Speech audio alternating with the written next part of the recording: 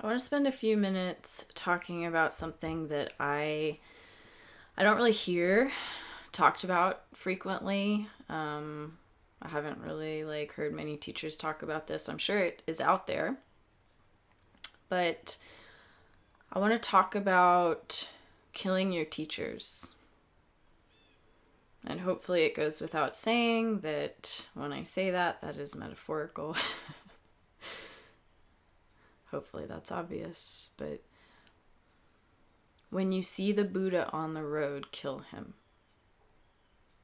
It's not a koan. I mean, it is a koan, but it's solvable. It's a point in time when there's a directive to be followed in this process. And I remember reading if anybody's familiar with Jed McKenna, I remember reading one of his books. I don't remember which one, but there's a point where he talks about when he's talking about this, when you see the Buddha on the road, kill him, as it relates to your teachers. What that means is that you're killing your teachers. You look to your teachers as though they have something to give you. And there comes a point where you realize that they can't give you anything. Nobody can give you anything. All that's been happening is they've been reflecting back to you what you already are, what you have already always been. And so there's nothing they can give you.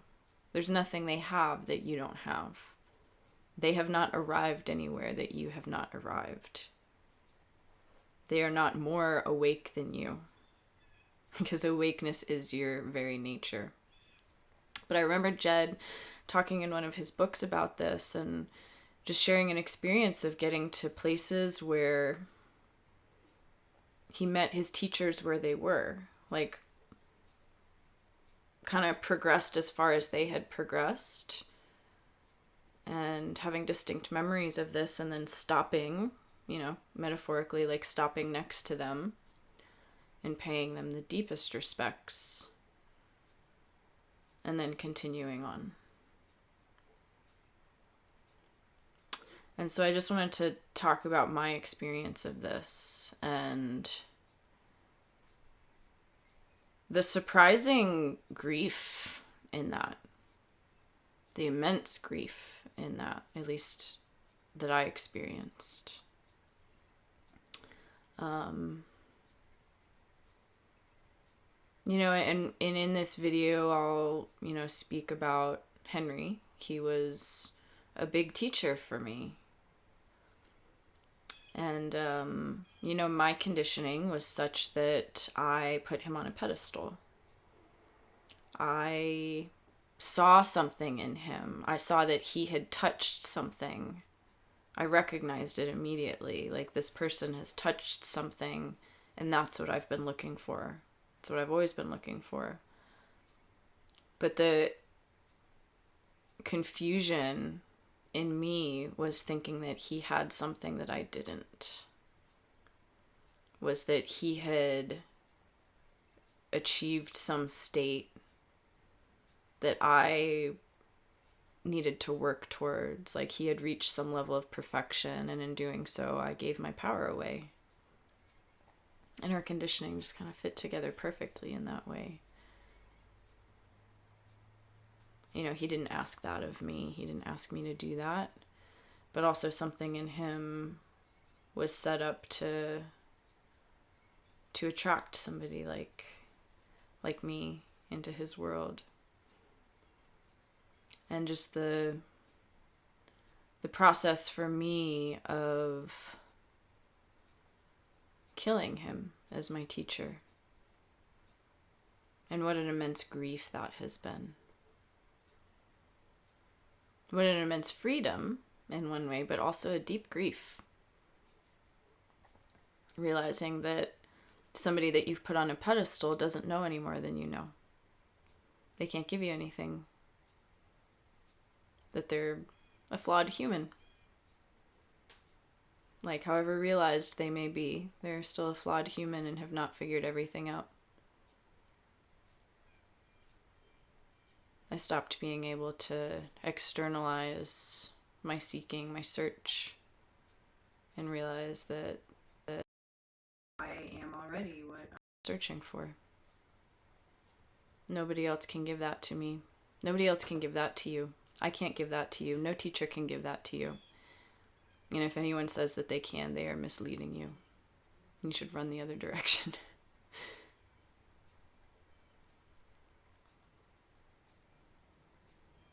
So it was a point a few years ago, a couple of years ago, I remember I was sitting meditating and something just clicked, and I just realized, just all in a moment, Henry doesn't know any more than I know. He doesn't know more than me.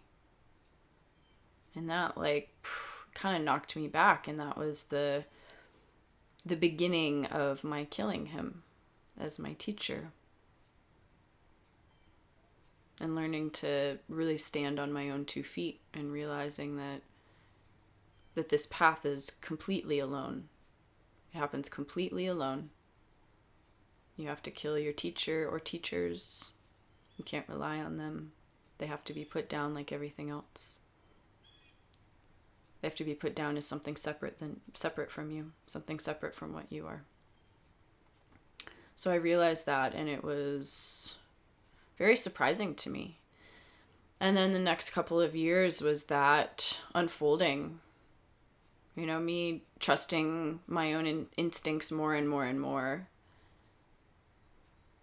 And stepping into my own knowing of what I am more and more and more. And, you know, up until that point, I had been searching for my experience to align with his and what he had communicated to me. I was searching for the truth of my being to be reflected in his experiences versus looking into my own experiences and trusting that is all that I needed.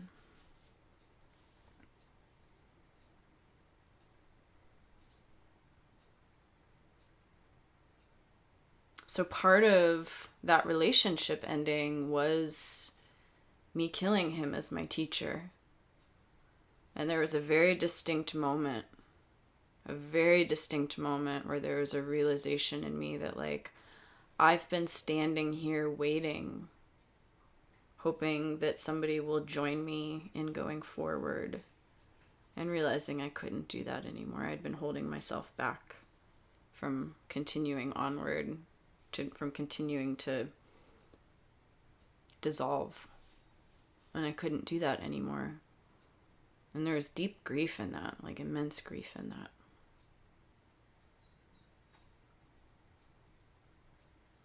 And I had to be so honest with myself. Even though it meant everything about what I had known in my life, everything about what I had hoped for my life was going to change, was going to get turned on its head. But it just suddenly became very obvious.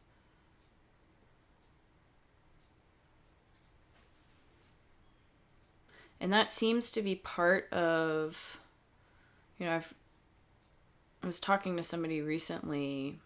It seems to be part of a motif for many women who come to this realization is, having a male teacher that was also a romantic entanglement, and then having to kill that person as a teacher, and just how brutal that is, and just being totally, kind of left it out to dry, or abandoned, abandonment wounds being triggered, and learning to stand alone. That was a huge part of my process. Learning to really stand alone and rely only on this. Only on this knowing. Nothing can be externalized anymore. I can no longer look to others for the right thing to do in a moment. It always comes from here. There's just a knowing, an intuitive gut knowing of which direction to move. It doesn't come from here.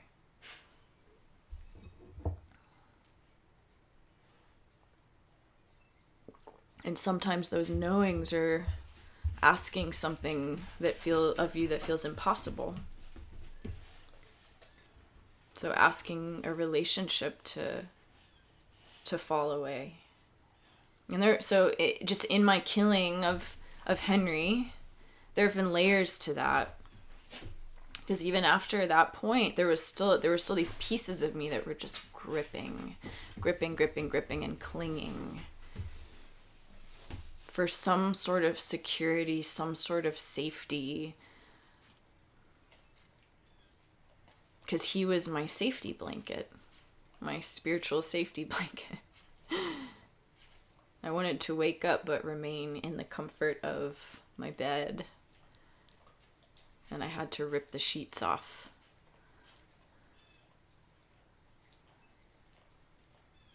I had to get up. I had to open my eyes. It was hard. That was probably that pivot point. That was probably the most pivotal point in my journey thus far. It was huge. And I'm sure I will continue to look back on that as probably one of the most important events of my whole life, of my whole awakening journey. That singular thing of killing him as my teacher, not really having a choice, but being forced to kill him as my teacher, and the grief that ensued,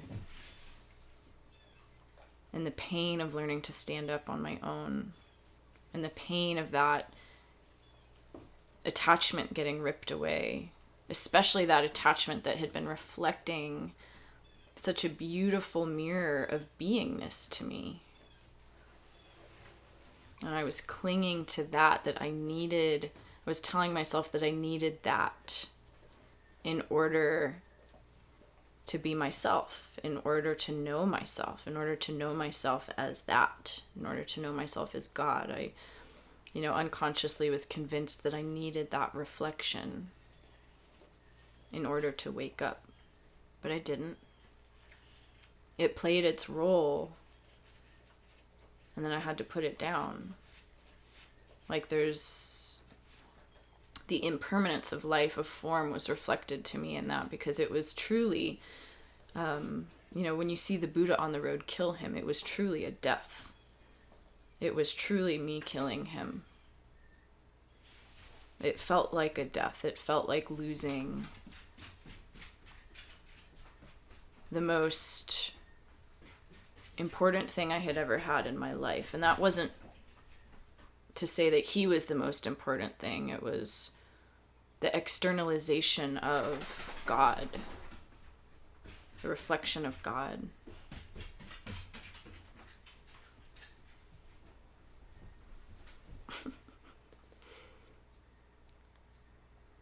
And I don't hear a lot of people speaking of that. Maybe, not everybody has that, but that was a really essential part of my journey. There was so much of me that died. So much of Jennifer died in that killing of my teacher. And there's such a gratitude in that too. There's such a deep gratitude that I have for him, that I have for Henry.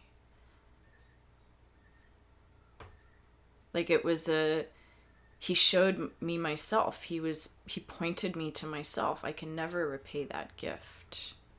And there's just such an immense love that, unless you have experienced that, unless you have had a teacher who reflected that to you, and then had to, humbly bow and leave them behind and truly kill them in your life, as a presence in your life, it's hard to understand the grief of that. But it was powerful. That was such a powerful moment. That has been such a powerful process to kill my teacher.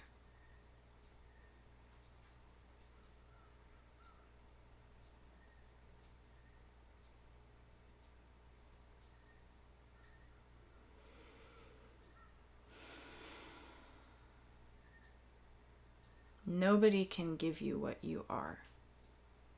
You are already what you are looking for. You are already the awake presence. You are already enlightened. Or rather, enlightenment is already what is. Has nothing to do with you. That's what's in the way. And it's just realizing, like grokking that in every cell. And that becomes the lived expression moment to moment. Is that alive, awake presence imbued in everything as all of form, as all experience.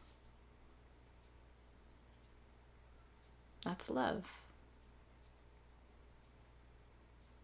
That's love. Recognizing that awake, alive presence in everything and everyone. That is love. Love. That is where you connect from when this realization settles in. That is where you connect from. That is what you see primarily when you look in another person's eyes. That is what I see when I look in somebody's eyes, is that awake, alive presence. I see God. I see what I am.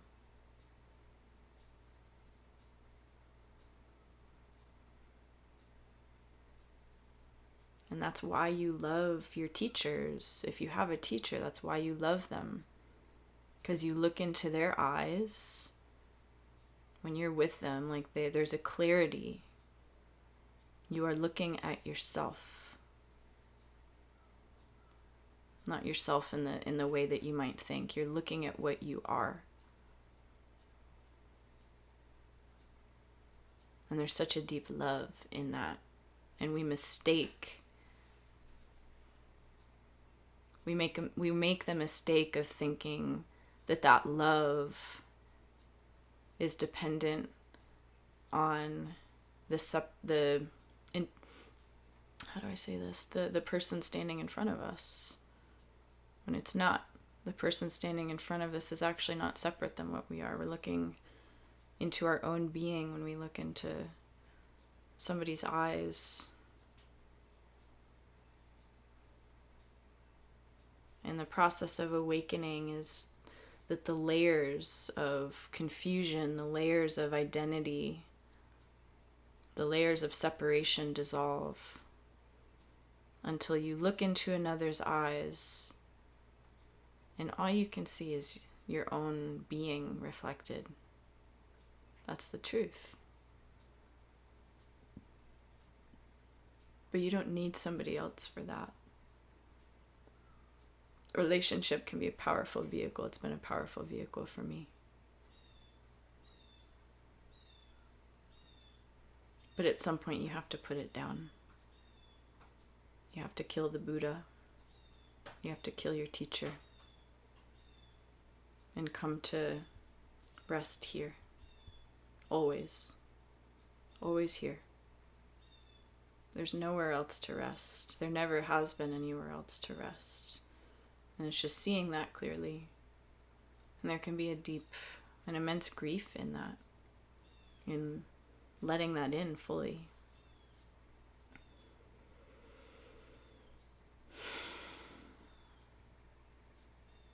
I think that's all that I'll share. Take care.